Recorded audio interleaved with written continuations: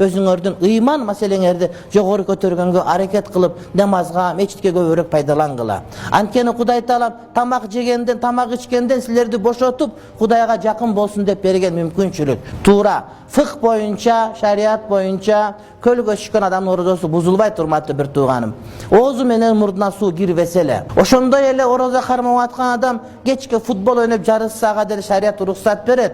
Андан орозосу деле бузулбайт. Ошондой эле орозо кармаган учурда дордойго эртеден кечке базар кыдырып, көйнөк алып, көйнөк тиктирип жүргөнгө деле орозо бузулбайт. Ошонун бардыгына деле макул, урматтуу бир тууганым. Орозонун күнүндө башка бир китеп окуп, романдарды окуп, өзүң рахатка түшүп, же болбосо пикник кылып, ошак аяк биякты көрүп келгениңе деле шариат каршы эмес, ага деле макул. Бирок ошолордун бардыгына ошол убакыт ылайыктуубу, жокпу деген маселе. Рамазан айында ойногон, күлгөнгө эмес, балким Кудайга жакын болгонго аракет кылып калыш керек.